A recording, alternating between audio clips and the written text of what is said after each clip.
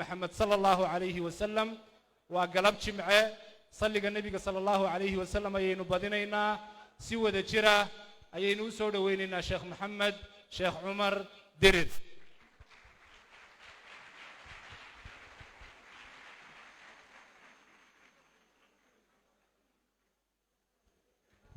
الحمد لله والثناء لله والصلاة والسلام على رسول الله وعلى آله وأصحابه ومن والاه. أما بعد، إخواني وأخواتي في الله، السلام عليكم ورحمة الله وبركاته. انت كذب وحين أمهاتنا قينا إلهي سبحانه وتعالى إن قد نبي محمد عليه الصلاة والسلام أمديسي سواء جيبتي الراعبي الرميسي سيدا نقوه لنيساه maalinta qiyaamahana kuwa jannada u horkaco Allah inaga dhigo. intaa kadib waqtigu sida la sheegay waa kooban yahay, waxaan iyagana u mahadnaqayaa intaana dhaafin dhalinyarada soo abaabulay kulankan qiimaha badan ee runtii sheegaya in daayartu muslimiintu wixii lala doonayay in badan oo kamida aan lala helin. waxa la doonayay in diintooda iyo rasuulkooda laga dhex galo, laakiin xiisahan ay hayaan iyo kalgacalkan iyo jacaylkan idinkuna waa ku mahadsan tihiin. haddii aad tihiin dhalinyarada soo abaabulay iyo qolada duubaysa gudbinaysa, qolada fadhidee dhagaysanaysa iyo qolada adduunka meel kastaba ka dhagaysanaya, idinkuna waa mahadsantihiin sida fiican u soo camirteen iyo sida khayrka u danaynaysaan. nabiguna wuxuu yidhi sala allahu calayhi wasalam, man dalla calaa khayrin falahu midlu ajri faacili. qofka walaalkii khayr tusiya ama qofka kale khayr tusiya wuxuu leeyahay qofkaasi ajriga uu helay in la eg. kelmaddan kooban waxaan soo yaro gudbin doonaa marka hore hordhac aan kaga hadli doono cadaawadda gaalada iyo waxa u sababa. marka labaadna tilmaamaha nebigaynu wax ka qaadan. marka saddexaadna hadday suuro gasho erayo kooban oo dardaarana insha allah. ugu horrayn waxa isweydiin la maxaa sababay caydan iyada ah ee kolba la caayaya lagu soo celcelinayo nebi maxamed calayhi salaatu wasalaam, iyadoo mararka qaarkood shakhsiyaad ay arrintaasi ku samaynayaan qoraal oo saxaafadda ku qorayaan, haddana ay maraysaba dowlado iyo madaxdood. aan soo dedejinne waxaa taa u sabab ah siraaca iyo legdanka ka dhaxeeya ciddii xaqa u taagan oo hormuud ay yihiin rasuullada ilaahay iyo cidda uu hor kacayo ibliis iyo shaydaan. legdankaasi wuxuu soo bilaabmay iyo dagaalkaasi markii ilaahay uu abuuray subxaanahu wa tacaala nebi aadam, oo aynu ogsoonnahay ibliis weerarka uu ku qaaday iyo inuu diiday inuu u sujuudo iyo inuu kibray iyo inuu xaasiday saddexdaba. ilaahayna wuxuu uhi bacdukum libacdin caduw walakum fi lardi mustaqarun wamataacu ilaa xiin.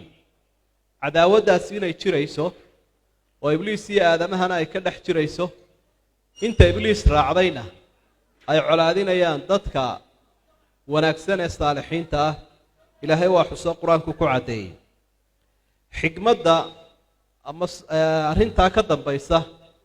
waa imtixaan ilaahay uu imtixaanayo dadka wanaagsan iyo dadka xun inay kala baxaan. ilaahay baa wuxu uhi wajacalnaa bacdakum libacdin fitnatan atasbiruun. qaarkiinba qaarka kaleanu ku imtixaanay maydin sabri, bimacnaa ku sabra. markaa sabirkeennaa la eegayaa iyo mabda aynu xambaarsannahay inta uu inaga dhab yahay. hadduu ilaahay doonayo subxaanahu wa tacaala dadkaa nebigiisa caayaya ama dagaalka muslimiinta iyo diintooda ku haya, mar qura ayuu afgembihi lahaa ama meesha ka saari lahaa. laakiin ilaahay baa wuxu uhi dalika walow yashaau allahu lantasara minhum walaakin liyabluwa bacdakum bibacd hadduu doonaya ilaahay wuu halaagi lahaa gaalada iyo waxaa xumaanta samaynaya wuuse isku kiin imtixaanaya waxaa la eegayaa doorka iyo kaalinta iyo difaac iyo dagaalka ay qaataan awliyada ilaahay arrinkaas wuu sii soconayaa waxa uu socon doonaa ilaa inta uu la dagaalamayo nebiyullaahi ciisa calayhi salaam kii cawarnaa ee dajaal alacwar la odhanayay arrintan cadaawaddan iyada ah ee soo jireenka ah aad waxa uga warramaya oo ilaahay uu ku soo bandhigayaa qur'aanka kariimka ah qisooyinka nebiyaduba waxay ka warramayaan waa cadaawadda ay hayaan gaalada iyo ibliiska isxambaarka ah ilaahay baa wuxuu ihi kadalika maa ata aladiina min qablihi min rasuulin ilaa qaaluu saaxirun aw majnuun mar kasta oo rasuul yimaado waa la caayay rasuulkaasa waxaa lagu sheegayey sixir leh ama nin waalan waa laba tilmaamood oo la isku caayo oo qofka bani aadamkaa la doonayo misdaaqiyadiisa iyo shakhsiyaddiisa in lagu baabi'iyo si aan waxba looga rumaysanin mar kale ilaahay fii suurati furqaan wuxuu ku yidhi wakadalika jacalnaa likulli nabiyin caduwan min almujrimiin wakafaa birabbika haadiyan wanasiira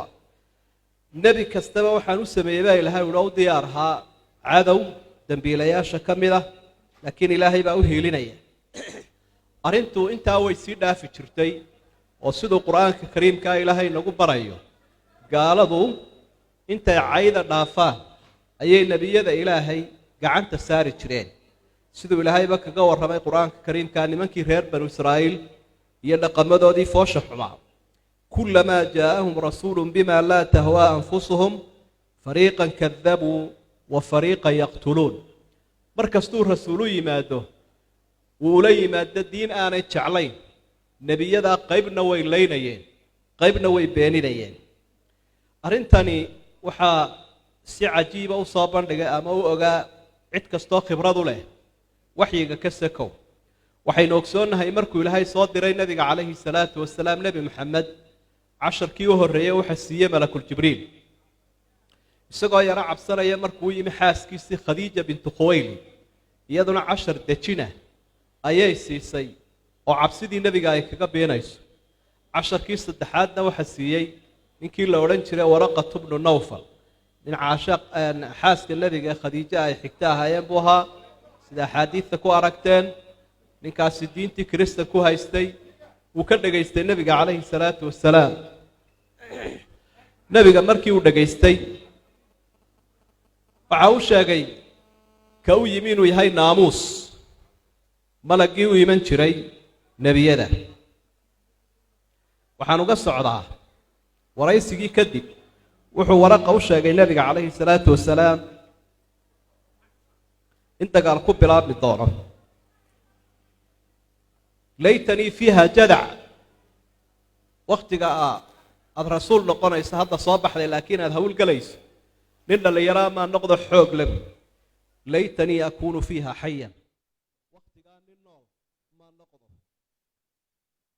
rasuulku sala allahu calayhi wasalam su-aal buu ninkii weydiiye wuxuu yihi awaa mukhrijiyahum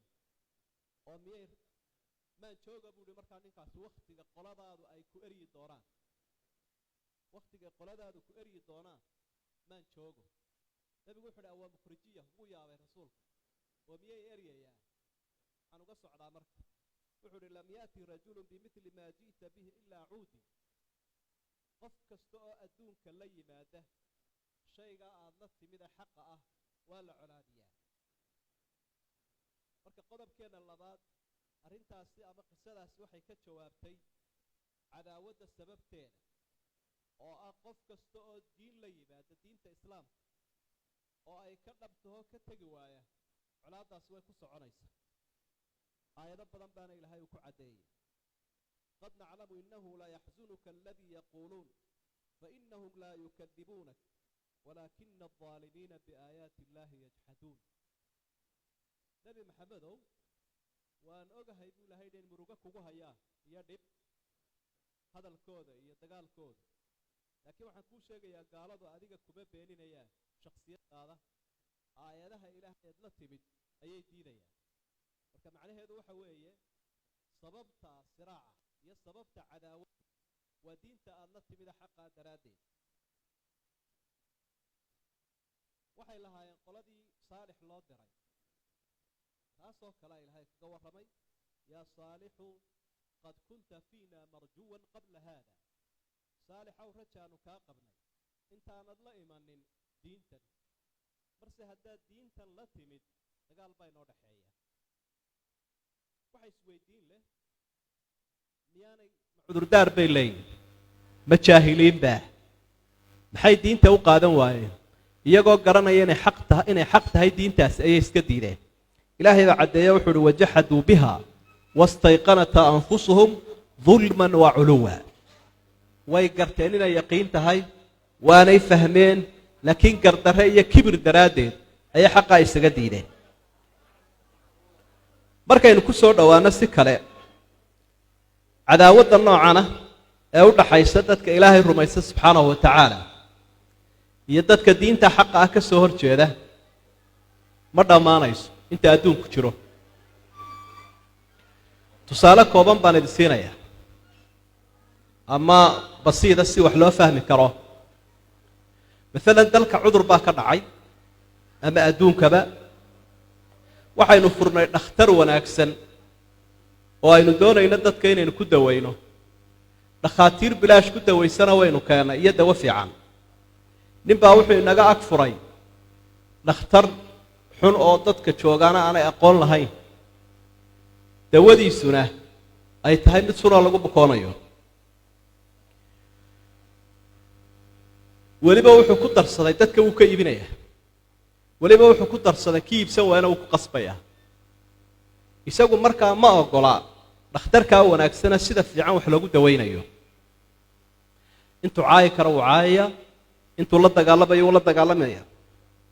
weerar buu ku qaadaya. xaggiisa ka joogsan mayso colaaddaa iyo dagaalkaas. innaguna sidoo kale eegan kari mayno qofkaa dadka sunaynaya ee halaagaya ee weliba ku qasbaya. digtoorkaa faalsada ah iyo dawadiisaa suntaa ma eegan karayno. marka dagaalku xaggiisa ka joogsan maayo oo badeecaddiisa xun buu doonayaa dadka inuu ku qasbo. innagana xaggeenna ka joogsan maayo kaa inaynu dadka ka qabannaa waa muhiim.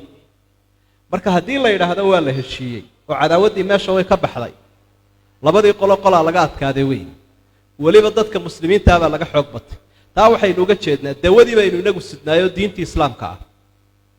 isaguna suntaasuu xambaarsan yahay gaalnimada ah. intaa marka aan soo dhaafo waxaan u soo gudbi lahaa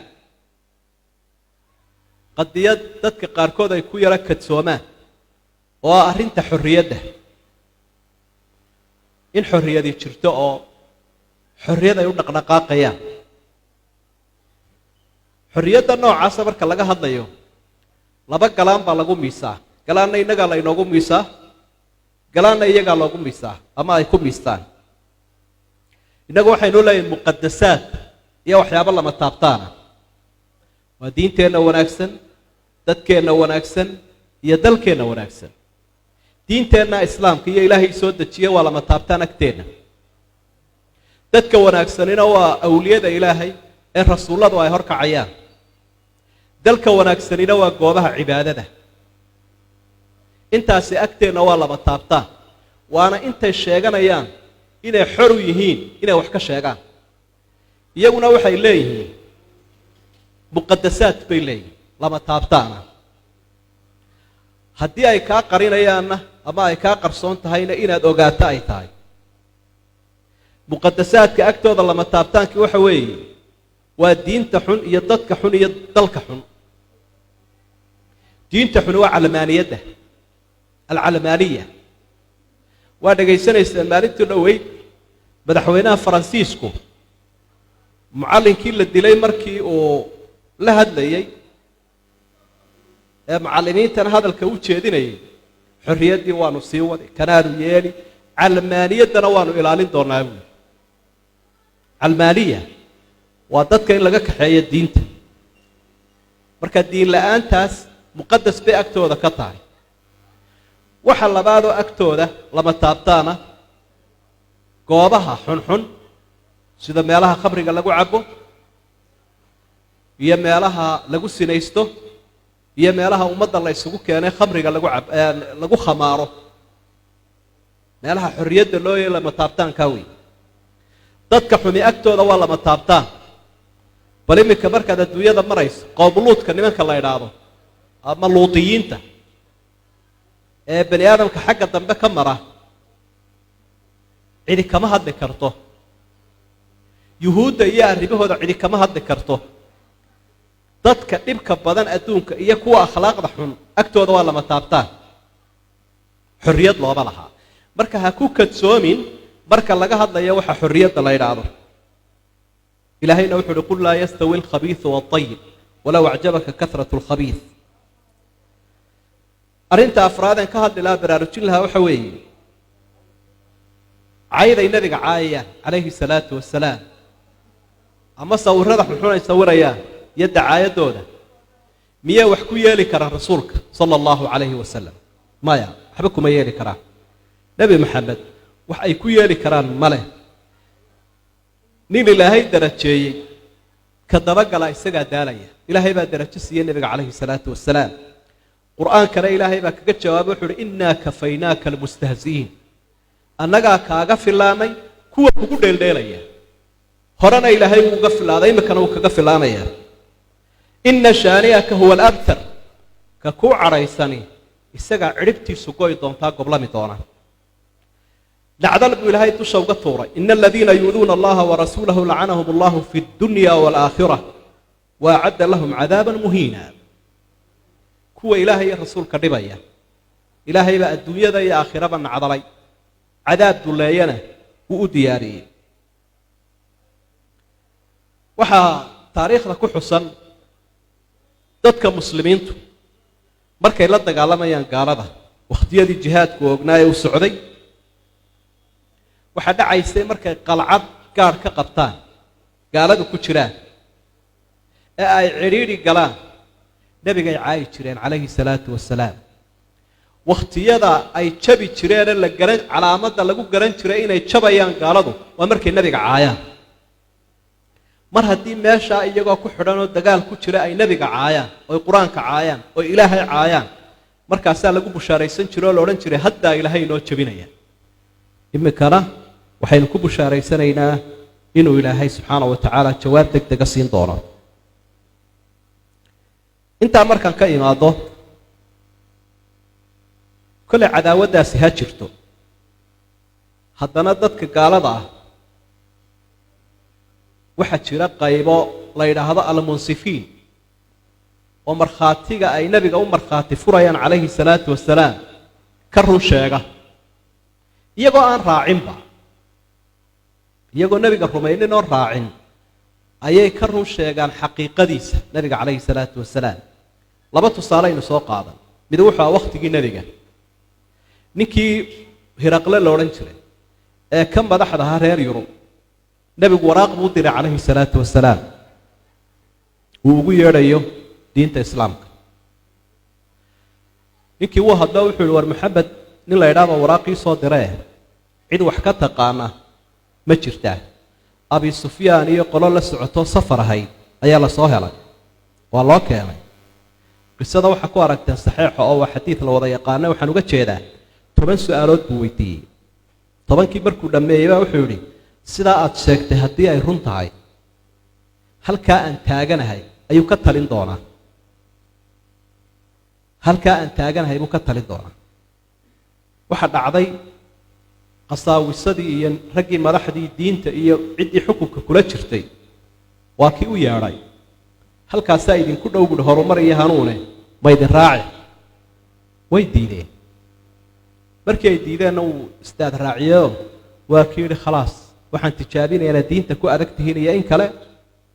dee waana idinku darmay wuu qiray xaqii laakinahu matabac muu raacin ninka labaad waa ninka la yidhaahdo casrigan michael hart nin yahuudiya weeye waa nin maraykana waa nin masiixiya qaybta mustashriqiinta la ydhaana weeye ee turaafka islaamiga ee diinta wax ka sheega ninkaa isaga ahay 28 sannadood buu qorayay marar badanna ee culimada wax ka soo qaadanaya waa maqasheen markii dambe waa kii ladha ku soo bandhigay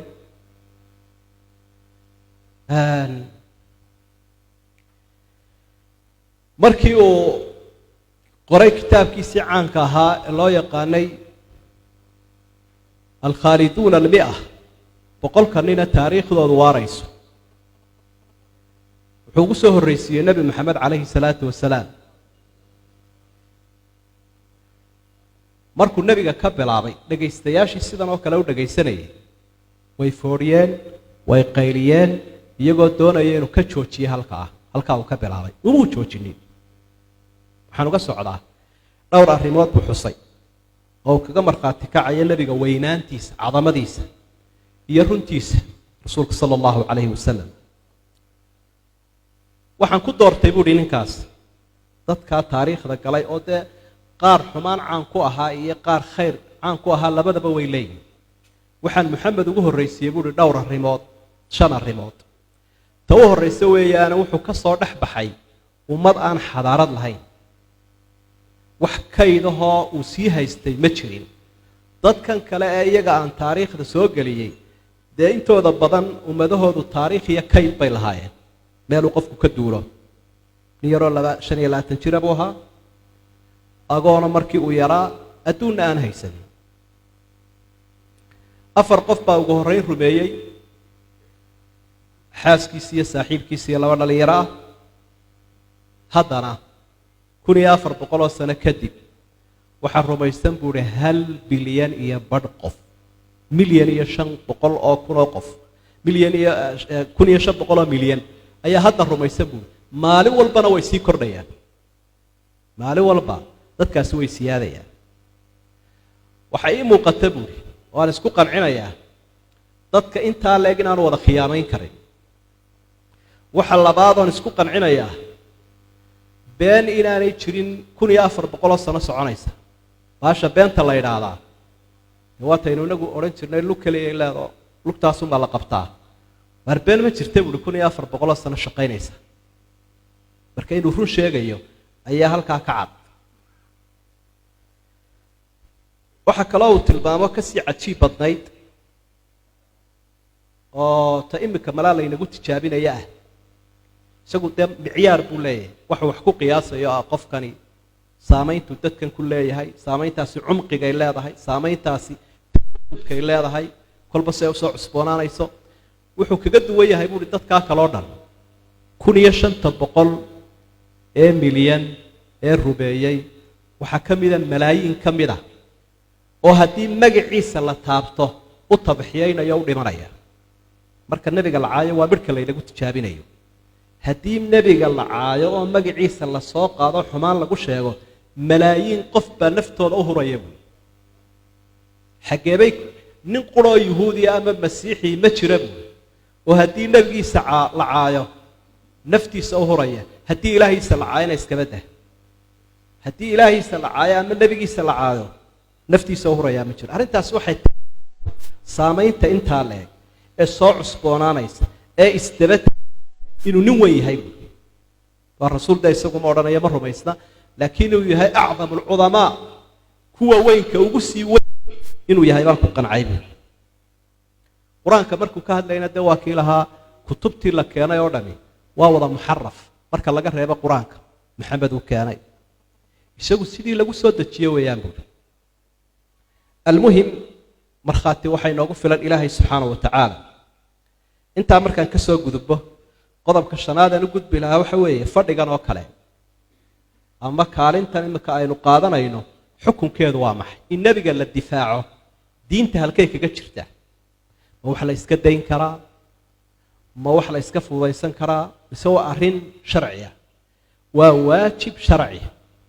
waajib ina saaran weeye nabiga la difaaca calayhi salaatu wasalaam daliiladan soo socda daraaddeed ilaahay baa wuxuu uhi ilaa tansuruuhu faqad nasarahu allah id akhrajahu aladiina kafaruu haaniya اثnayn id huma fi اlgaar id yaquulu lisaaxibihi laa taxzan ina allaha macna canaan baa ka dhacday haddaa u hiilin weydaan ilaahay baa u hiiliyey mar uu nebigu calayhi salaatu wasalaam laba ay ahaayeen isaga iyo abubakar oo abubakar uu nebiga u naxay oo uu nebiguna dejinayey oo uu lahaa laa taxzan ina allaha macana maalintaas cadowgu saa u eryanayaba ilaahay u hiiliyey wuu u joogaa buu ilahay yidhi subxaanahu wa tacaala marka waxaa laynagu guubaabinayaa siduu ilaahay ugu hiiliyey inaynu inagu ugu hiilino arrinta labaad jacaylka nebiga aynu jecellahay iimaankeennu ka mid yahay waa min aliimaan sidaynu wada ogsoontihiin xadiidkii cumar bin khadaab iyo nusuus kaleba shayga kugu adag lama ilaawo waxaad aaminsan tahayna lagama aamuso waa xikmad hadduu shay kugu adag yahay markaad seexataad ka fikiraysa markaad socotaad ka fikiraysa marnaba maskaxdaada kama baxayo haddaad shay aaminsan tahayna kama aamustid waxaad ka aamusayso maaha ood fudaydsanayso ama aada ihmaalinayso arrinta saddexaad nebigu sala allahu calayhi wasalam wuxuu sheegay qofka difaaca qofka muslimka ah ee walaalkiiyo sharaftiisa ilaahay baa wejigiisa ka difaaca maalinta qiyaamaha naarta maxaad u malaynaysaa qofka sharafta nebi maxamed difaacaya calayhi salaatu wasalaam salluu cala rasuul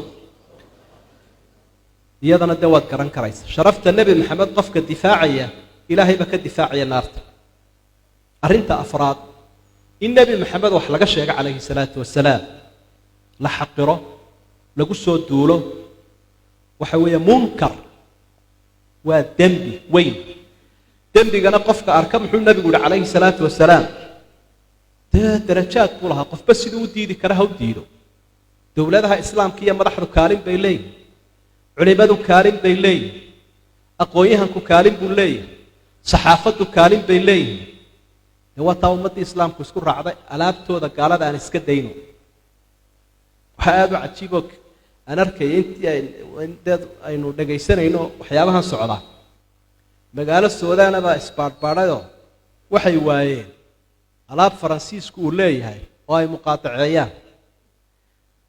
markaasaa waxay soo heleen macallin luqadda faransiiska dhiga kii bay muqaataceeyeen faransiiska kale ay noogu dhow bay idhaaheen adeer waxba ha noo dhigine orod naga tag macallinkiioo duub weyn oo meel iska fadhiya ayaa la soo sawiray waxay sheegaysaa taasi qofba derajada uu ku diidi karo munkarka waxay iyaduna aada u sii cajiib badan oo inaga qancinaysaa arrintan xukunkeeda sharciga markay gaaladii reer maka nebi maxamed caayeen sala allahu calayhi wasalam rasuulku kama aamusin asxaabtiisii gabayaagaha buu yeedhay waa afkudir waxaa lagu dagaalamayaa waa cod iyo qowl iyo qoraal baa lagu dagaalamayaa kacab binu maalik buu ihi gabay wuu yaro saluugay macnaha aada uguma dheeraan wuxuu u yeedhay cabdullaahi bnu rawaaxa isagana aada ugumu bogin xasaan binu haabit baa u yimid amar buu siiyey nebigu uhjumhum aw haajimhum wa jibriilun macak xadiidka saxiixa ah weerar ku qaabil waa amar ma aha ikhtiyaar amar weeye weerar oo afka ku weerar malakul jibriilna wuu ku wehelinayaa xadiidka saxiixu muslimna wuxuu tilmaamayaa ee caaisha ay warinayso ina ruuxa alqudus laa yazaalu yu'ayiduk maa naafaxta can illaahi wa rasuulih malakul jibriil wuu ku barbar taagan yahay intaad difaacayso ilaahay iyo rasuulkiisa innagana ilaahay waxaynu ka baraynaa mar haddii kulankeena aynu nebi maxamed ku difaacayno inuu malaa'igtiisa wehel inooga dhigo wehel allah inooga dhigo arrintaasina runtii waa midhaan xusuusin lahaa shantaa arrimood daraaddood waxa ay inoo sheegayaan inaynaan fudaydsan karin arrintan oo kale ee la isu taago laga badrheedho habrashadana la iska daayo kolba wixii munaasibahee xikmad lehee sharcigu ogol yahay inaynu arrintaa kaga jawaabno waxaan usoo gudbi lahaa intaa hordhaca haddaan kaga imaado si kooban inaan u yaro dulmaro sifaadkii nebiga calayhi salaatu wasalaam waxaynu uga jeednaa si aynu nebiga qalbigeenna ugu weynaado oo aynu u baranno oo aynu u weynayno cid aanad aqoon ma weynayn karaysa ummadaha kale haddaynu ka sugayno inay weyneeyaan ixtiraamaan waa inaynu inagu weyneynaa nabiga calayhi salaatu wasalaam waa inu qalbigeenna ku weynaadaa dhaqankeenna ku weynaadaa oo rasuulka sala allahu calayh wasalam xaqiisa aynu siino ugu horrayn dee kolle wakhtigu waa cidhidhi nasabka nebigu calayhi salaatu wasalaam wuxuu marayaa silsilad qaali ah oo ilaahay uu ilaaliyey sala allahu calayhi wasalam ilaahay baa ilaaliyey subxaanahu wa tacaala ilaa uu ka gaadhayo nebi ismaaciil sidaana waxaa tilmaamaya kolle xadiidka saxiixa ah axaadiidta saxiixa bay taas ku sugan tahay rasuulka markaynu soo noqonno quruxdiisa waxau ahaa ajmalu nnaas dadkao dhanka ugu qurux badan bara bnu caazib waxau warinayaa xadiid saxiixaynka ku sugan nebigu waxau ahaa buuhi axsana annaasi wajhan wa axsanahu khuluqan laysa biطawiili ilbaa'in walaa bilqashiir ka ugu qurux badan buu nebigu ahaa ugu weji wanaagsan xagga muuqaalka dadka uguna akhlaaq fiican mid aad u dheer ma ahayn mid aad u gaabanna ma ahayn xataa nebiyullaahi yuusuf inuu ka qurux badnaa ayaa ay tilmaamayaan culimada in badan oo ka midihi oo markuu nebigu lahaa nebi yuusuf waxaa la siiyey quruxda barhkeed waa ciddii isaga ka soo hadhay rasuulka ka soo hadhay nebiga waxaa la siiyey quruxda dhammaanteed nebi yuusufna quruxda barhkeed rasuulku sala allahu calayhi wasalam jidhkiisu wuxuu ahaa mid daahira oo nadiifa oo udgoon dhididkiisu wuxuu ka mid ahaa meelaha laga soo saaro cadarka maalin maalmaha ka mida wuu seexday gurigii umu sulaym anas hooyadii uu dhididay nebigu calayhi salaatu wasalaam jaaniskii bay ka faa'iidaysatay quraarad yar bay soo qaadayoo waxay ku gororisay dhididkii nebiga wuu soo tooso wuxuu uhi umu sulaymay maxaad samaynaysaa dee dhididkaagaanu ka faa'iidaysanaynaa bay tihi najcaluhu fii tiibina wa huwa min atyabi tiib waxaanu ku daraynaa cadarkayagaanu ku daraynaa cadar oo dhan ka u udgoon weeye sidaasaa nebigu calayhi salaatu wasalaam isagoo ifka jooga ayuu sifaadkii ahlu jannaha u lahaa waxaa la kala boobi jiray oo la barakaysan jiray biyuhu ku weysiisanayo iyo candhuuftiisa iyo dhiiggiisa iyo dheecaankiisa iyo timihiisa iyo dharkiisa ninkaa qofka inuun intaa gacanta la gaadhaa qof ayaa lebu ahaa isaguna ummadda wuu la ogolaa maalintii xajatulwadaac ciiddii markuu timaha xiiray ummadda u qaybiya buuri markuu dhintay iyo markuu noolaa labadaba waa la barakaysanayay dharkiisa markii uu dhintay intoo la maroojiyo oo biyo la geliyo ayaa lagu dawayn jiray qofka waxaase xusid mudan arrintaa isaga ay u gaar tahay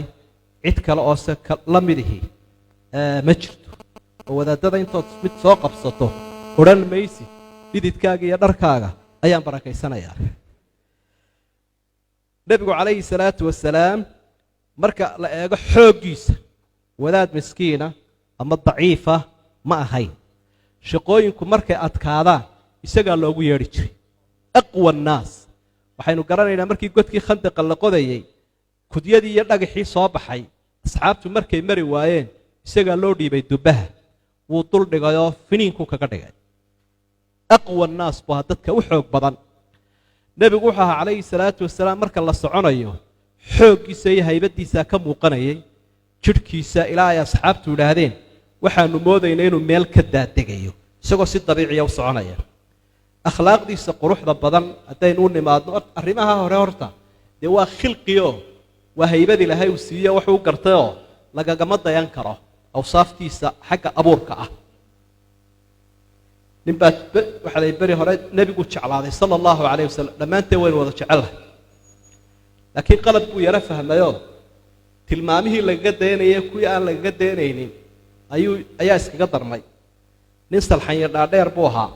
timihiisa intii soo dheerayd buu xiiray war maxaa dhacay markii leeso adigan xagga hore dhanxiir ku noqday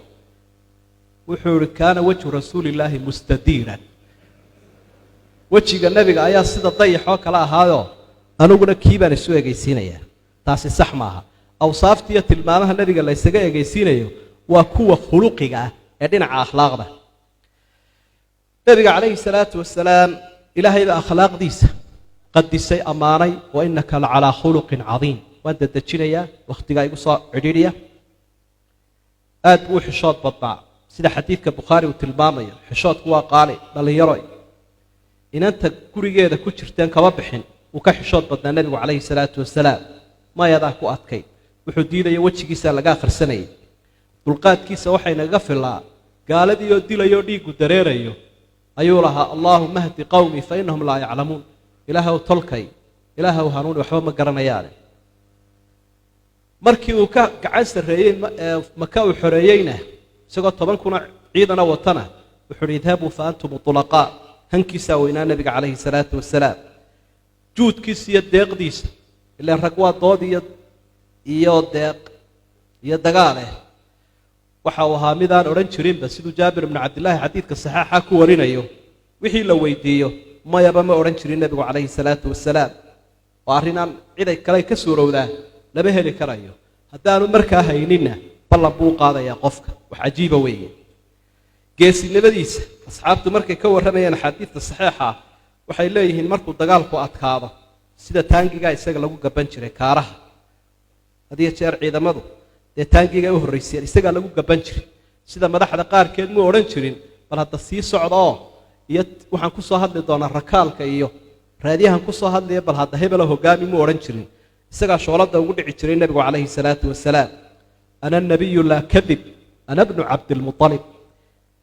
isagoo erayadaa tirinayo ayuu sii eryeeyey gaadiidkiisa maalintii xunayn zuhdigiisa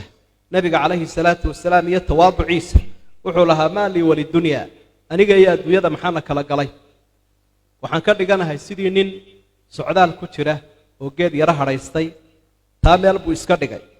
wuxuu lahaa innamaa ana cabdullaahi wa rasuuluh aniga sidii ciise bnu maryam loogu xadgudbay ha igu xadgudbina anugu waxaan ahay cabdullaahi wa rasuuluh addoonkii ilaahay iyo rasuulkii ilaahay baan ahay wuxuu u diidan yahay nebigu inay qadarkiisa dhaafiyaan oo sifaadka ilaahay la siiya subxaanahu wa tacaala alla ka cabsigiisa waxaa ka turjumayey inuu habeenkii isu taagayo cibaado caguhu bararayeen oo marka la weydiiyana wuxuu odhanayay afalaa akuunu cabdan shakuuran miyaanan ahayn aanan noqonayn addoon ilaahay u mahadnaqa subxaanahu wa tacaala xusnu cishrati dhaqankiisa wanaagsan kuwa xaasaska iskaba daayo kuwa ummadda kale jariir ibnu cabdilaahi baa ka warramaya waxa uu leeyahy intii aan islaamay marna nebigu iskama kay xijaabina mar walba horaan ugu tegayey markaan ku soo baxana wuu ii dhaala caddayn jiray waxaa ka sii cajiib badan xokayntiisii anas ibnu maalik 10 sanaan u shaqeeyey buuhi marna imuu odhanin 2 su'aalood oo shaqaalaha lagu canaanto waxaa maxaad u samaysay iyo waxaa maxaad u samayn weyday waa labada arrimood ee ugu dhib badan shaqaalaha rajaaxatu caqlih wa wufuuru caqligiisii weynaa wuxuu ahaa acdamu qaa'id fi taariikh hogaankii ugu weynaa ee soo mara adduunkan waxalla waxaad garanaysee kacdoon ay samaynayeen nimankii la odhan jiray munaafiqiintu wuu demin jiray nebigu calayhi salaatu wasalaam caqligiisa iyo cilmigiisa iyo codkarnimadiisuu ku dawayn jiray waxaynu ogsoontahay intaan laba soo dirin nebiga calayhi salaatu wasalaam inuu u garqaadi jiray qabaa'ilka waxaasoo dhan marka aynu ka soo gudubno waxaa aad weyn u sii cajiib badnayd fasaaxadiisa nebiga calayhi salaatu wasalaam qolada balaaqada iyo had iyo jeer hadal cunka ah ee codkarka ah waxa ay gaadhsiiyeen heerka bani aadam la gaadhsiiye halka u sarraysa nusuus badan iyo axaadiid badan ayay tusaale u soo qaataano fasaaxadda nebiga ka turjumaya calayhi salaatu wasalaam bikayri takalluf isagoo aan isdhibayninba marka taasina runtii waxyaabaha ilaahay uu ku galladay bay ahayd oo cilmi iyo caqli iyo codkarnimo intaba ilaahay uu isugu daray si dadka u qanciyo una soo hanuuniyo wuxuu ahaa nebigu calayhi salaatu wasalaam khalqiga ilaahay oo dhan mid u fadli badan sida ay culimmadu intooda badani qabaan oo nusuustu way caddaynaysaa inuu bani aadamka u fadli badnaa ambiyada u fadli badnaa mar hadduu ambiyada u fadli badnaana waxaa ka dhalanaysa bay leeyihin inuu khalqiga ilaahay oo dhan u fadli badnaa hore markaynu sii soconno caalamkaynu geediga u nahay xaggiisa waa saaxibu alxawdi waashafaaca darka ayuu nagu sugayaa nebigu calayhi salaatu wasalaam allah inoo aqbalo ana faradtukum cala alxawd waxaan idinku sugayaa buuhi goobta laga cabayo waxaana ka cabbi doona ciddii aan sunnihiisa khilaafin ciddii sunnihiisa khilaaftay in laga joojin doono ayuu nebigu inoo sheegay calayhi salaatu wasalaam sayidu nnaasi yowma alqiyaama khalqigu markay isu yimaadaan maalinta qiyaamaha isaga ayaa calanka mahadda u sida nebigu calayhi salaatu wasalaam awalu man yadkhulu ljanna waa cidda u horraysa jannada aftaxaysa ee gelaysa sidaasaa malagga khaasin la yidhaahdo marka uu nebigu garaaco albaabka wuxuu idhi adigaa la ifara inaan kaa furo cid kaa horraysa oo aan ka furayaana ma jiro sida xadiidka saxiixa ku sugan ugu dambayntii walaalayaal waxaynu jeclaysanaynaa inaynu arki lahayn nebi maxamed calayhi salaatu wasalaam siduu isaguba inoo jeclaaday inuu ina arki lahaa asxaabtu la hadlo wuxuu yidhi waxaan jeclaaday inaan walaalaheen arki lahaa markaasaa waxay idhahaan alasnaa ikhwaanaka yaa rasuula allah miyaanaan walaalaha ahayn antum asxaabi idinku asxaabtaydii baa tiina waa ka derajo weyntiina waa ka horraysaa laakiin walaalaheen waxa weeye qaar iman doona oo iyagoo aanay arag rumayn doona marka sidaa uu araggeenna u jeclaaday nebigu calayhi salaatu wasalaam innaguna waynu jeclaysanaynaa inaynu arki lahayn alle waxaynu weydiisanaynaa inaynu ku aragno jannada iyo xawdka halkaana uu inoogu horkaco dardaarankaygu walaalayaal waxa weeye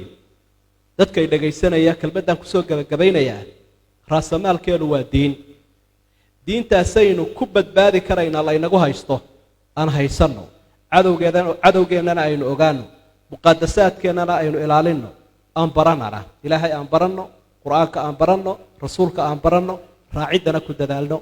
rasuulka caynkaasi muxuu xaq u leeyahay maxaa inaga waajib inagu ah ee isagu uu xaq u leeyahay sheekha ugu xiga ayaan uga bixi doonaa assalaamu calaykum waraxmat ullaahi wabarakaatu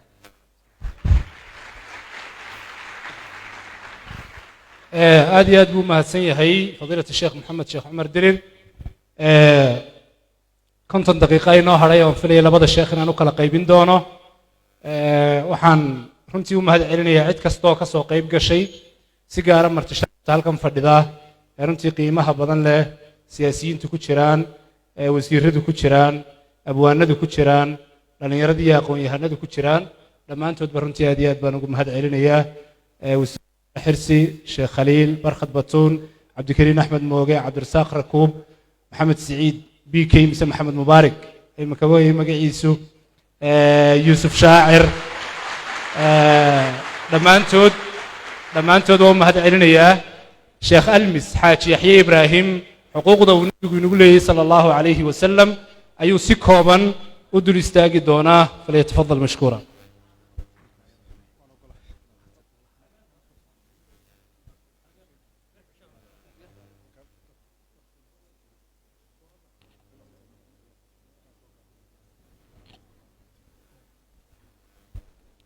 وبسم الله والحمد لله والصلاة والسلام على رسول الله وعلى آله وصحبه وسلم وبعد السلام عليكم ورحمة الله وبركاته وشرف إيو قدر إلهي سبحانه وتعالى إنسكو كيني إن موجنو درين كينا ضمير كينا دين كينا أينو كقرب جوغنو نبينا سبحانه صلى الله عليه وسلم dhalinyarada soo abaabushay inta timid culamada dhammaan waxaan leeyahay jazaakum allahu khayra waqtiga oo runtii aad cidhiidhi u ah waan dhaqsaan u gudageli doonaa haddii ilaahay idmo waxaana isku dayi doonaa waqtiga inaan beekhaamiyo oon weliba in hambeeyo haddii ilaahay idmo insha allah tacaala xuquuqda nabi maxamed sala allahu calayhi wasalam ummaddiisa uu ku leeyahay koog waxa ah horta nebiga in la rumeeyo sala allahu calayhi wasalam فآمنوا بالله ورسوله والنور الذي أنزلنا رمية إلهي نبي سينا رمية صلى الله عليه وسلم نور كي أنصار دعنينا رمية بول إلهي إن الليه حق كواد النبي محمد أمدي سو كل يهي واسي كامل إني الرميان طوبى أبو النبي صلى الله عليه وسلم لمن آمن بي ورآني مرة قف مرء أركي oo irumeeyay tuuba ayaa u sugan geed jannada ku yaala han noqdo ama ammaan la ammaanaya han noqdo wa tuuba liman aamana bi wa lam yarani sab'a mirar tuuba ba u sugnaaday qof irumeeyay isagoo oon arag 7 jeer saasuu nebigu u kala fadli yeelay sala allahu calayhi wasalam idan waajibka koowaadi waa nebiga rumayntiisa sala allahu calayhi wasalam oo ay ka ratibmayso marka nebiga la rumeeyo sala allahu calayhi wasalam raxmaankiina la rumeeyo nahjigiisii iyo sunnadiisii iyo shareecadiisii iyo qaabnoolaadkiisii iyo nidaamkiisii iyo maamulkiisii oo dhan inaan rumayno inuu yahay nidaamka ugu fiican qaabnooleedka ugu fiican manhajka ugu fiican inuu yahay intii aan ka fulin karayna ee taagteenu ay tahayna inaynu fulino waxa inaga dhimanna ilaahay inaynu weydiisano inuu dadaal la nimaadno inaynu dhammaystirno laba حق لباد النبي محمد نقول لي هي وحبي صلى الله عليه وسلم إن جعلان النبي صلى الله عليه وسلم أحد كين إيمان كيس مد ما يستر ميو لا يؤمن أحدكم حتى أكون أحب إليه من والده وولده والناس أجمعين قفنا إيمان كيس كامل مرنا بنقول مايو إلا أن نقضب أن النبي صلى الله عليه وسلم qofku ka jecel yahay intii dhashay iyo intuu dhalay iyo dadka oo idil ayuu nabiga sallallahu alayhi wasallam marka mahabbada nabiga sallallahu alayhi wasallam mahabbada sunnadiisa nabiga sallallahu alayhi wasallam intaasoo idiliba waxay nagu tahay waajib saddex xuquuqda uu nabigu nagu leeyahay waxa kamid ah sallallahu alayhi wasallam nabigeena inaynu maqalno oo aynu ateecno sallallahu alayhi wasallam hebel waan jecelahay marna maayo sax ma aha qofku wixii uu jeclaado uu ku mama waanu ku cilciliyaa soo hadalqaadkiisana uu jecel yahay inuu maqlo oo uu hogaansanaadana waa jecel yahay yaa ayyuhalladheena aamanu atii'u allaha wa atii'u ar-rasuula duulka iimaanka laga helayo ilaahina ateeca subhanahu wa ta'ala nabigiina sallallahu alayhi wasallam markuu idin la noolaayo idin la joogayna ateeca markuu ilaahay ooftayna sunnadiisii iyo nahjigiisii ba idin dhex yaala ee ateeca oo u hogaansama oo maqlabu li Allah subhanahu wa ta'ala kullu ummati yadkhuluna aljanna ummadayda oo idil jannada ayay gali doonaan illa man aba qofka diida mooyaane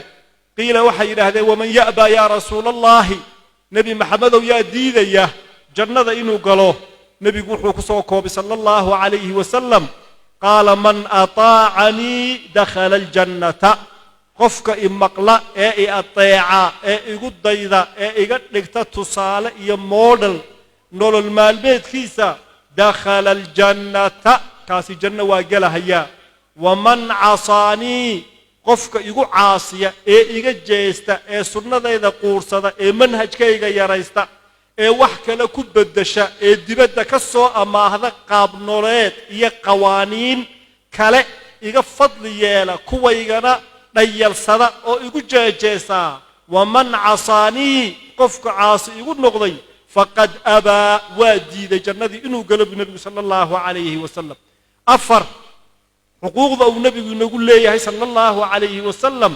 ittibaacuhu rumaynay jeclaanay أطيعني محا كحيقة وإنين راعنا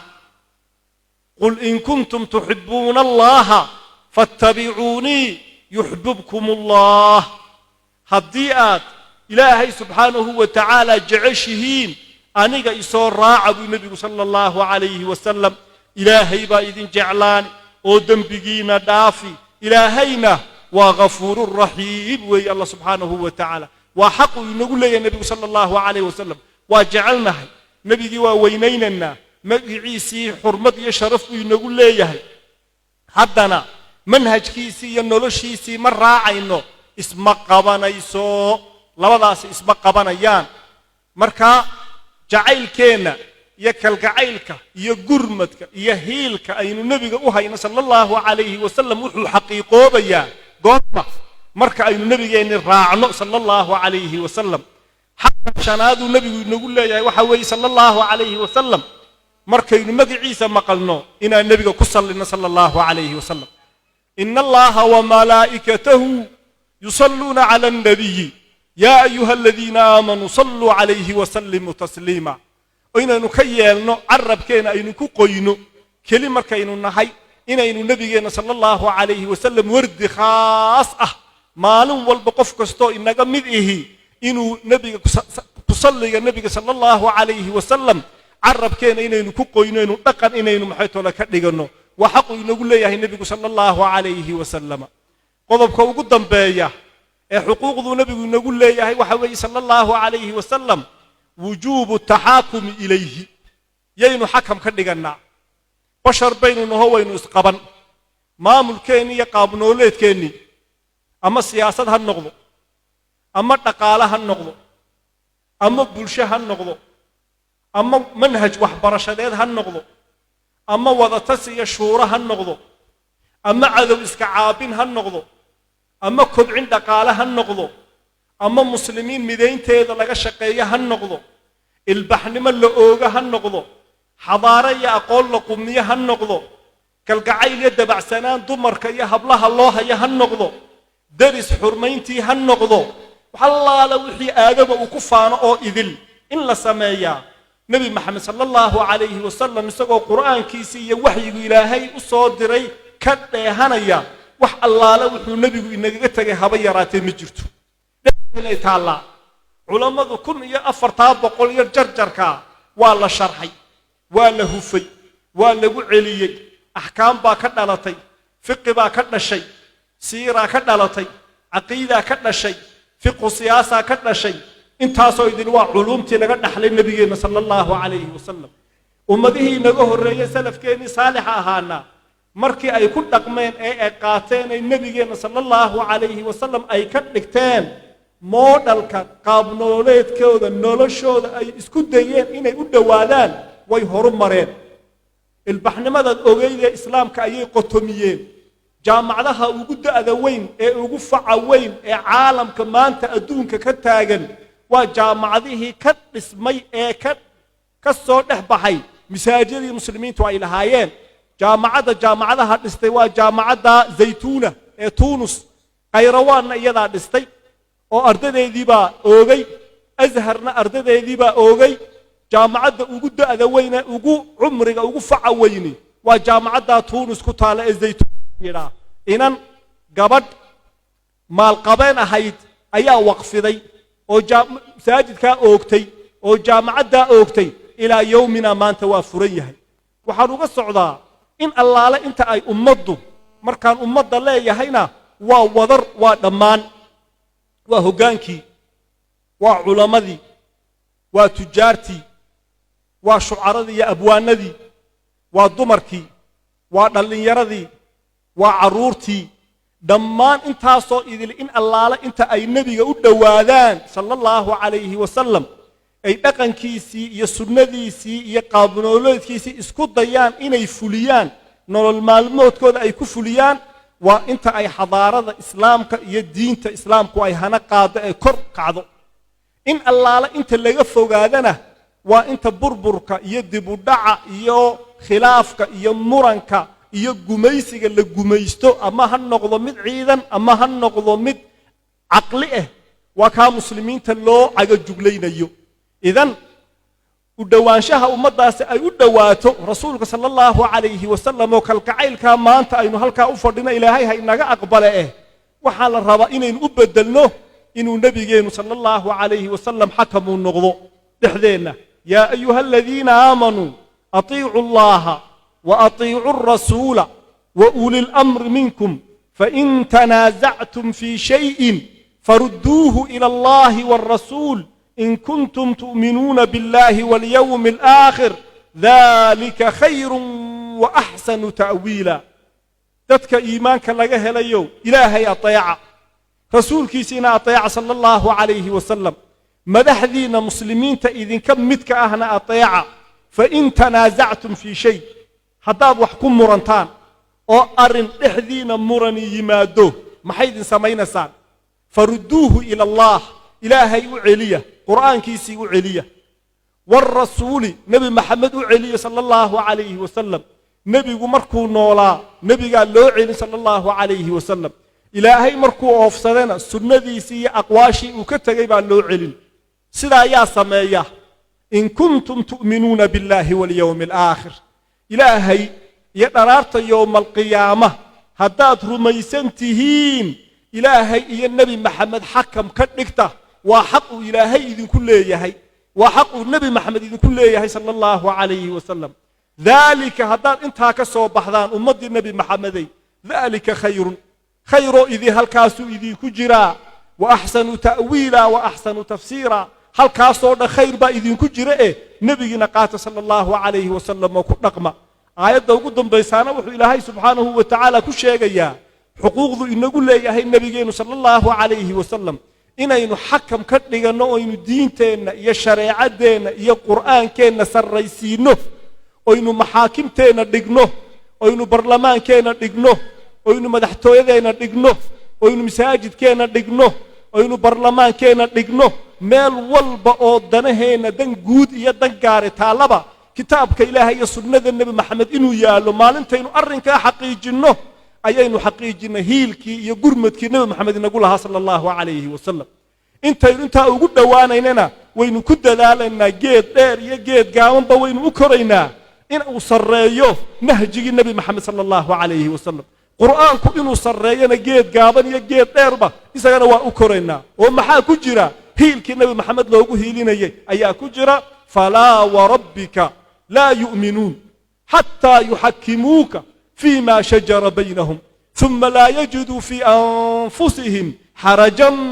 مما قضيت ويسلموا تسليما نبي محمد وربك قال كل أرته إيمان كله تام معه كامل معها إلا أي حكم كاتكتان واحد إحذو ذيالة أرن أوهي أذيك كوسو عليان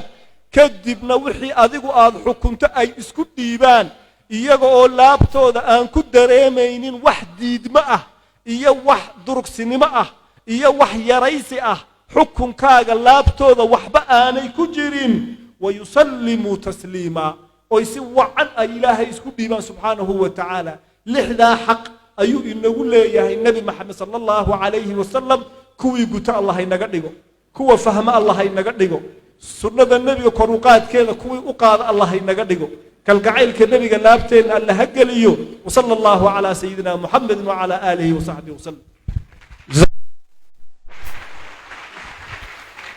حق runta kama adkaystow ammaanada mallumiyow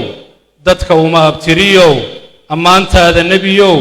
afku koobi maayo waxaad olol bakhtiisiyo waxaad eeda reebtiyo waxaad iin dawaysiyo waxaad eel bogsiisiyo waxaad aafadabisiyo ilinkaad banaysiyo dhaqankiyo asluubtiyo garaadkiyo aqoontiyo iimaanka sugan baa dadku kaaga aaye axdigaagu waa tiir ummadaadu mudan tahay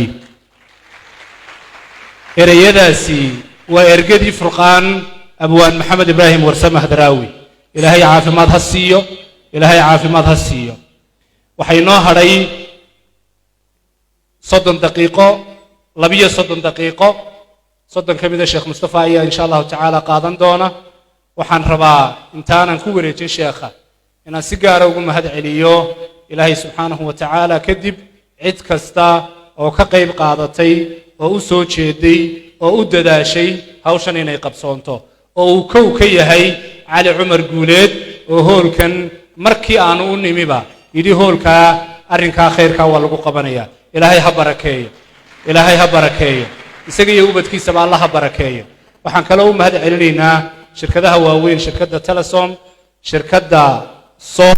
Som Cable oo Cabdisaaq Xasan Rakuubi nagala joogo oo internetka live-ka Facebook haddii aad ku jirtaan page-ka True Cable toos baa looga daawanayaa intiinan in ka badan baa daawanaysa idinkuna inaad sii share garaysaan waan runtii jeclaan lahaa iyagana waanu mahad celinayaa dhalinyarada Hir Media Al-Husayni waxa weeye salaam iyo dhammaan dhalinyarada runtii duubaysa iyagana waanu mahad celinayaa daqiiqadaas ka hadhay 5 iyo 10 waxaan rabaa Sheekh Khaliil Cabdullaahi Axmed wasiirka inaan bartiisa ugu geeyo oo mahadnaqa ugu nuuqan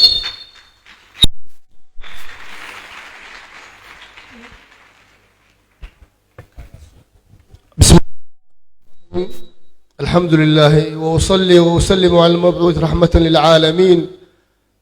سيدنا وحبيبنا وشفيعنا محمد وعلى آله وأصحابه أجمعين إلهي بمحضر سبحانه وتعالى إلهي نقدر قد الإسلام ومؤمنين والنبي محمد هيلنا صلوات ربي وسلامه عليه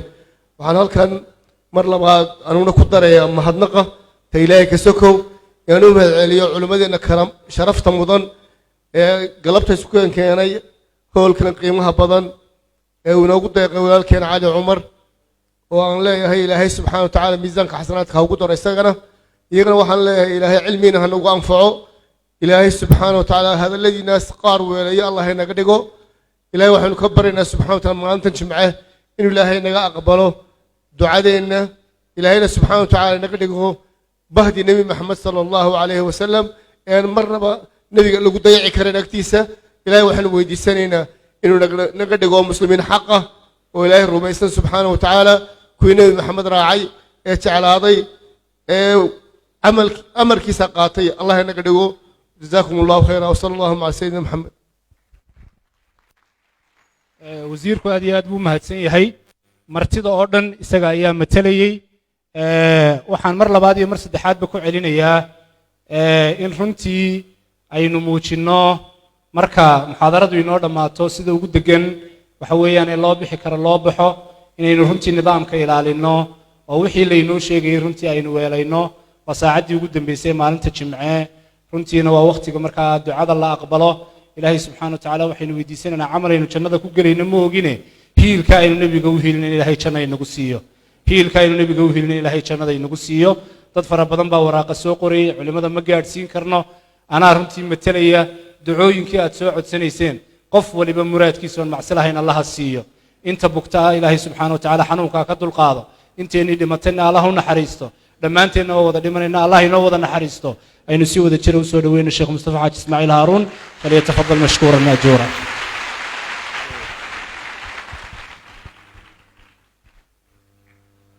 بسم الله الرحمن الرحيم الحمد لله رب العالمين الصلاة والسلام على رسول الله وعلى آله وصحبه وسلم تسليما كثيرا وبعد فسلام الله عليكم ورحمته وبركاته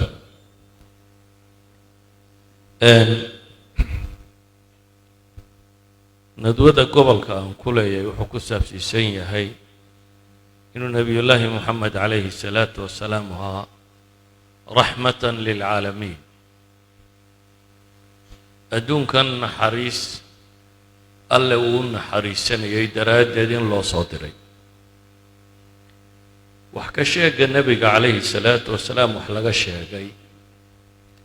runtii waa dad aada u liita dadka wax ka sheegay taariikhda bini aadamka xadaaradaa soo maray tan baa ugu liidata axadu kutaabihim marloo la yidhaahdaa wuxuu leeyahay حضارتنا هي الأولى في التاريخ التي إذا طرح السؤال لها ما معنى الحياة أجابت لا أعرف به أنا الرئيس قلبي وحولي حضارة يضو تاريخ ذا بني آدم كمركا لا يقبولي وحضارة يوجه الرسالة اللي ويديان نلشوا محي معنى هيدو ترى هذا قرن ما يبولي ذاتك نلش قرن واي دين نبي محمدنا قرن ما يه وحضارة ذا وجود دل يدع يبوب بدن الدنيا الصامرت دور بقول مليون بيقبان dilka daaya waa dadka xadaaradda gaadhay dadka intay dilaan inay haddana baktigooda lafaha bini aadamka intay soo qaataan sokorta ku caddaystaan soo ma ogid in sokorta si refiner looga dhigo loo caddeeyo casaanka looga saaro waxay isticmaali jireen bonjar wax la yidhaahdo lafa la tumay maraykankuna wuxuu isticmaalay red indianiskii uu xaaqay malaayiinta ahaa lafahooda sokorta ku caddaysan jiray faransiiskuna milyan iyo badhkii algerianka uu xaaqay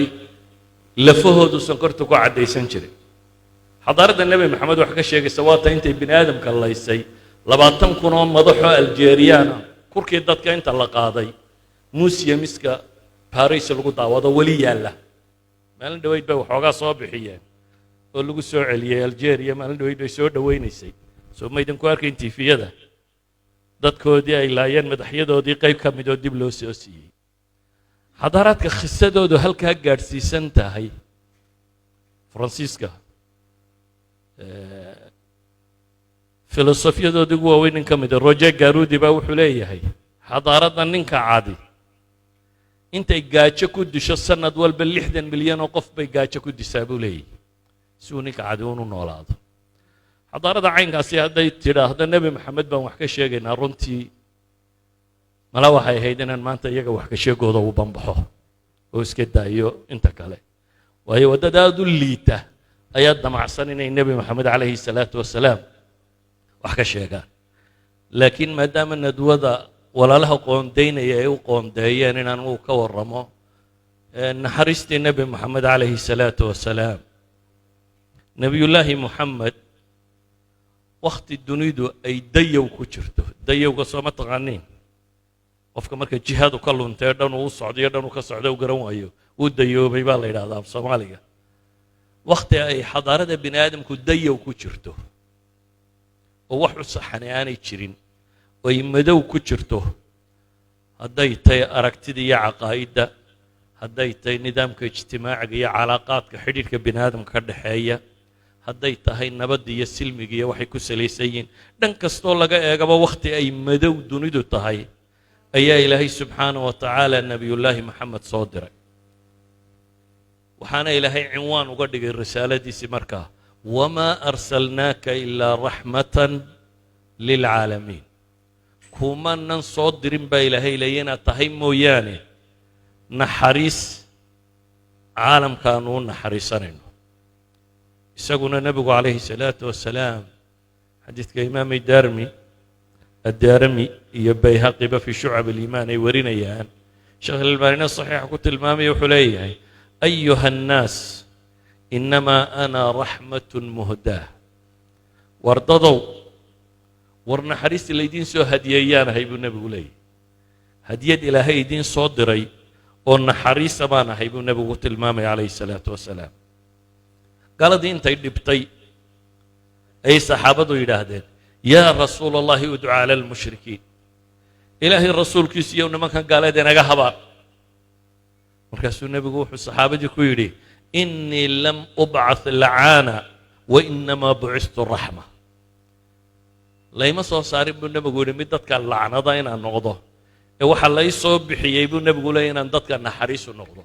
saxiix muslim baa soo warinaya idan nebigu calayhi salaatu wasalaam isaguna wuxuu isku tilmaamay markuu iska hadlayay inuu raxma muhdaa yahay waxa loo soo dirayna inay naxariis tahay ilaahayna wuxuu siiqada qasriga sheegaysa ee nafyi iyo ihbaat ku soo aroortay waxa uu ku tilmaamayaa nebi maxamed waxa loo soo diray inay tahay naxariisu ibnu cabbaas turjumaan alqur'aan baa wuxuu ku tilmaamayaa raxma buu dadkoo dhan u yahay oo inta rumaysay dee rumayntiisay ku liibaanayaan intii xataa la dagaalamaysay aan rumaynini waxay ka nabadgelayaan buu leeyahay halaaggii iyo qaraqii iyo istiisaalkii ummadaha nebigooda beeniye lagu samayn jiray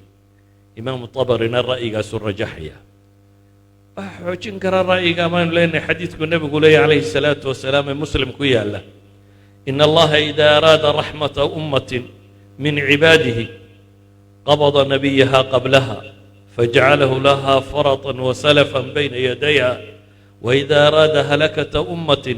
عذبها ونبيها حي فهلكها وهو ينظر فأقر عينيه بهلكتها حين كذبوه وعصوا أمره والنبي يقول عليه الصلاة والسلام إلهي أمتها الدور ربينون حريصته يقول ولدنا قنبا النبي قودو كيريودا دبا تنوح النقضاه sahan ama farad cid u sii horaysa ayuu u noqdaa oo ummadda khayr xagga alle uga sii raadisa haddii ummad ilaahay uu balaayo la doonana iyadoo joogta markay nebigeeda beeniso ayaa iyaga la halaagaa ummadda iyadoo nebigu jooga la halaagaa waa dad inkaari ku dhacday buu nebigu tilmaamaya calayhi salaatu wasalaam ayuha alaxiba waxaan leenahay dunidu si kastoo loo eegaba iyadoo baadiyaysan fitanka iyo bidca iyo khuraafaadka iyo dulmiga iyo basharka la addoonsanayo iyo dadka la gumaysanayo ay dunida maanshaysay oo meel kasta ka taagan tahay ayaa ilaahay subxaanahu wa tacaala nebi maxamed soo saaray ambiyada kale ilaahay wuxuu ku tilmaamayay wa ataanii raxmatan min cindah laakiin nebiyullaahi moxamed waxaa lagu tilmaamay isagu naxariistaba ina isaga ta ilaahay soo diray ilaahayna wuxuu qur-aanka ku leeyahy qad jaa'akum min allahi nuurun wa kitaabun mubiin yahdi bihi allahu man itabaca ridwaanahu subula asalaam ويخرجهم من الظلمات إلى النور بإذنه ويهديهم إلى صراط مستقيم إلهي حقي نور بين كيم نور كوحي مفسرين كفسران هل كان إنه النبي جاي عليه الصلاة والسلام نور هي كتاب مبينة لا بدأ سيدين يمبا ألا ليه سبحانه وتعالى حنو يمدتك إنه ظلماتك مقدقة كساره وبني آدم كمان كيسو ينو عافي ماضو وورور كلابي دقو والروح ديسو حاسشو ووحو انو ليه وقرتو ودوني دا وحو وشوغو وفهمو تاسا نحريس وين نبي الله محمد أن حريس تاسوها إلهي ليه وإن تطيعوه تهتدوا هدا مقش هدا الدعدان واهنون يستاهل haddaba waxaan leenahay khalqigoo dhan buu nebigu u ahaa calayhi salaatu wasalaam naxariis ugu horrayn ummaddiisu u ahaa oo ummaddii nebi maxamed loo soo diray muuminiinta noqoto ilaahay wuxuu leeyahy laqad jaa'akum rasuulu min anfusikum casiizun calayhi maa canidtum xariisun calaykum bilmu'miniina ra'uufu raxiim waxaa idin yimi baa ilaahay leeyihi rasuul idinka tirsan وعزيز عليه ما عنتم أي كو أدكت هاي دبتين حريص تودين هي درادي حريص عليكم بالمؤمنين رؤوف رحيم إلهي وقص فيه مركا رؤوف رحيم نوي هاي دتك مؤمنين تا دبكستوسو قردانا إني دبس وحقوق فلان حديث كي صحيح مسلم ككوية للنبي عليه الصلاة والسلام انتو هبينكي كعو اسقوا اخرنا يا ايات القران الهي لي ان تعذبهم فانهم عبادك وان تغفر لهم فانك انت العزيز الحكيم ايات النبي عيسى ولها الى وهذا كون عذابتنا واضمها هذا الذنب دافتنا اديك اود بدن وحكمات بدن اي النبي حب لا بهبينكي اسقوا دعينا يوم مدوا دعينا اللهم امتي امتي امتي الى هذا او يو نحرسه نحرسنا يومدي سيننا العذاب أيها بين دن أويجي أولي إله ومضيدي دبتنا جبريل با الله صادر سبحانه وتعالى يسقو أوك أيها وحلي جبريل واحد ويديسا وما يبكيك حكا هنا نبي عليه الصلاة والسلام وشا غير مركا دبتنا إلهي سبحانه وتعالى جبريل وحو صفره وكيري إنا سنرضيك في أمتك ولا نسوءك ومضى ذلك كذا وكرر لقليل نبا إله إليه سبحانه وتعالى كونا حمين من نبا إله إليه سبحانه وتعالى أيها الأحبة حديث حوت المام يسيدو مدى قلنا حريسني يسيدو ورور كوقبي عائشة هي حديث قالوا حسن والشيخ الألباني كنت المام أي واحد إليه الرسول كيسيوي دعاء مركز النبي يقول اللهم اغفر لعائشة ما تقدم من ذنبها وما تأخر ما أصرت وما أعلنت إله عائشة دم بجادي هوري يكادي دم ببرداف وحي قرصتي وحي كوريا شيبا إله وداف مركز آد قصة شيء عاش إلهي مدح فورا سي وقص ليسي مركز النبي وكيري أي يسرك الدعاء دعاء إذا تنميك فرح جلسي وما لي لا يسرني دعاءك هو ما ساني يفرح قال بيتري وحنا بيقولوا والله انها للدعاء لامتي في كل صلاه الهي بان كدارتي النبي وحلي عليه الصلاه والسلام الله كدارتي والدعاء ان امديده ودعيه صلاه كستا النبي محمد ينسو دعاء جري والدعاء ان صلاه والبا امديده ودعيه كواسي واسيدو ولا دقبيي wax kamida umadiisi haddii wakhtigu ogolaadana wax kale aynu tilmaamay haddaynu eegno cadowgiisa siduu ula dhaqmayey maanta waxyaabaha tashwiiha islaamka ku sameeyey nooc min terroriska ka loogu soo bandhigay ama rag ugu soo gabadeen aan idhaahdo waxaa ka mid ah xadiis si qaldan ragga badhay u adeegsadeen nabigu calayhi salaatu wasalaam xadiidkaa saxay baa waxaa jira maalin buu kacbada yimi markaasuu wareegay isagoo tawaafayo sanaadiiddii quraysheedna ay meesha fadhido ayuu soo wareegay markaasay caayeen oo ku jeesjeeseen oo maageen wuu dhaafay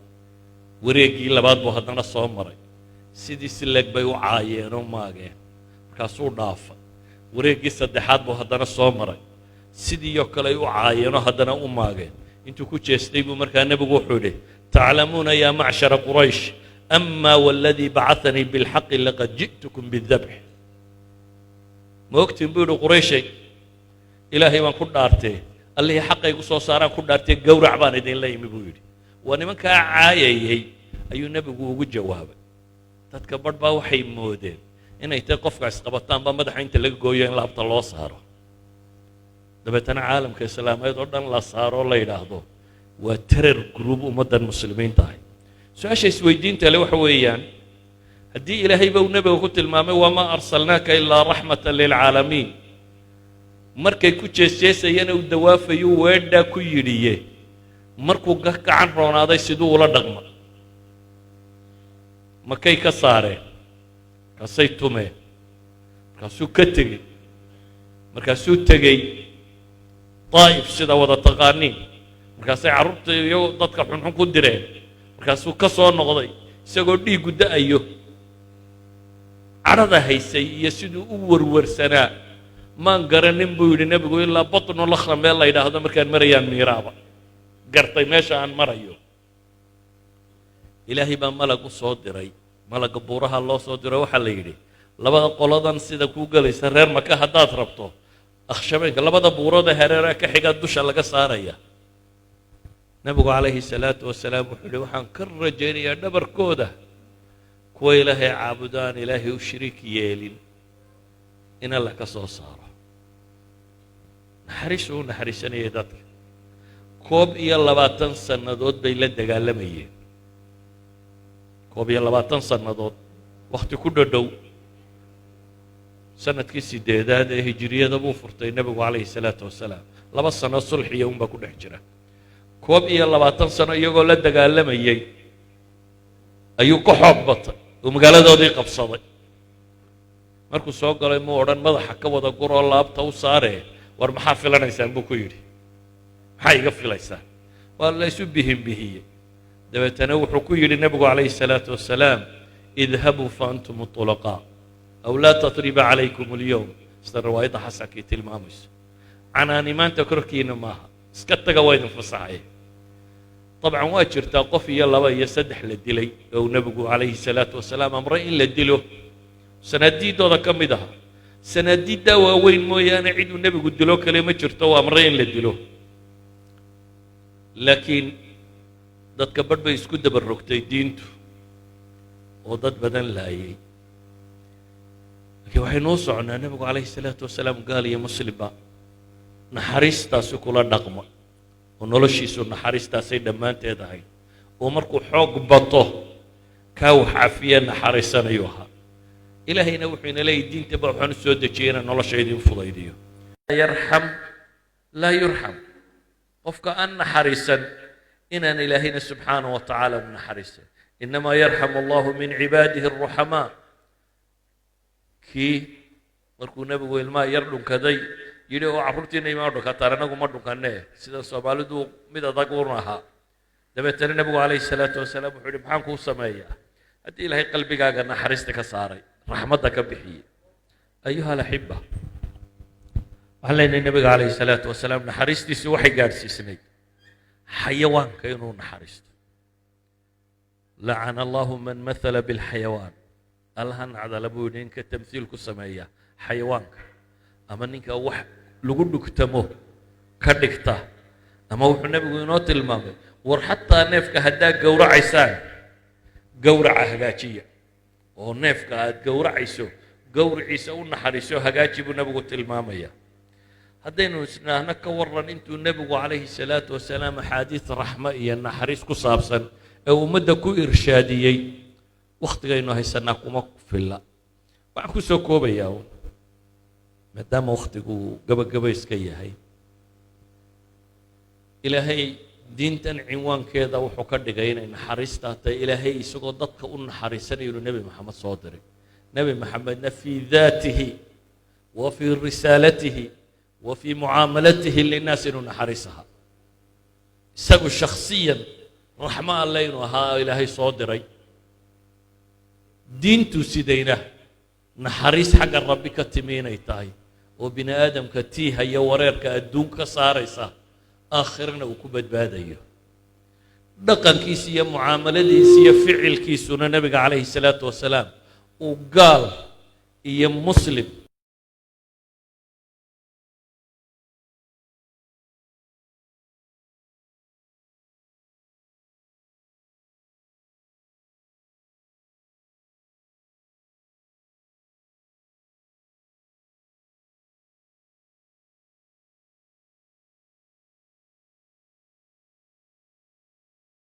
عليه الصلاة والسلام نحرستيسو إلا حيوان كي قارسيسني إلا بشر كي إلا خلقي قدمانتي لكن ضد بامانتي اسكود ديين أفلقات ديان أفلقات دانا وحبا يالي ما يسور نبي عظمدي سيا ويندي سيا مقعي سيا نحرستيسا لكن إنا قال لي إنو قبا هنيون إنا إنو بوس كينا قادنو وما ملكو وحي حل ساران قاطو وعلماء انت شيء خرطة شيكتو والرجال الإعلام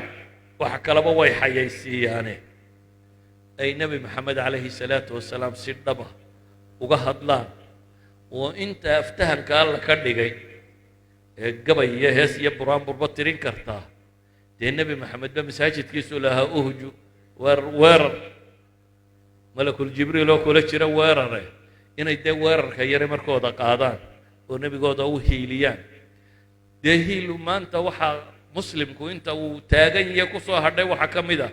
war nimankaa wuxooda iska daayo haybsanina intaa ma yeeli karaysaa nimankaa wuxooda iska daayo oo haybsanin u dhiban mayside waa waxaynu wada yeeli karayno idan nabigeena calayhi salaatu wasalaam waa inaynu hiilinaa waana kas innaga laynooga dan leeyahay wixii isaga ka soo hadho dhan qaanuun baa ka yaala غريبك وحكمده ده قالوا مد عقل الله لقى موايو وزير الخارجية فنلند با هذا وحو يري ان هدي ان كهذا الله بو يري ددك مدو قانونك عنصرية داكو قبانا يبو يري waxa lagu oranaya cunsuribaad dadka midab kale hadda laga hadlo haddaan yuhuudka hadalla buu yidhi waxa lagu oranaya waa mucaadaatu saamiya faransiis gudaheeda yuhuud daaye maxraqadii ka dhacday jarmalku dadkii uu ka laayay haddaa tiraa war tiradu intaa way ka yarayd waa lagu xidhaya hadda maaha lama gubinayo waxa waa la mariyey baad leedahay laakiin tiradu intaa way ka yarayd haddaa tidhaahdo xaqu ma lihid waa mucaadaatu saamiya qaanuun baa faransiisku saxaxay ah in la xidho haddaad tidhaahda buu yidhi dumarka ka hadasho waxay odhanayaan buu yidhi waayo sidii dumarka iyo xaqiraadii dumarkoo dunidoo dhan baa kugu qaylinaysaa laakiin buu yidhi muslimka haddaynu wax ka sheegno waxaynu idhahnaa buu yidhi waa xorriyatu tacbiir waa gaal nin kastaa u hadlaya wuxuu marka muslimka laga hadlana xorriyatu tacbiir baynu la soo cararaa marka kuwa kale laga hadlana waxaynu ku tilmaamnaa inay qawaaniin ay ka taallo idan waa dan lagaa leeyahay laakiin mid baan idiin sheegaya dadku inta badan waxay dhahaan yuhuud waad yuhuudi waa rag ragoo wax iska celiyey yuhuud inaynu ishayna iyo raganimadooda waa kala laba yuhuudi waa rag wax iska celiyey waa raggaas faransiis ku sandulleeyey inay yidhaahdaan maxkamaddayada qofkii wax ka sheega waa in la xukumaa ninkii wax iska celiyo bay dunidu daysaa miskiin baa miska la fuula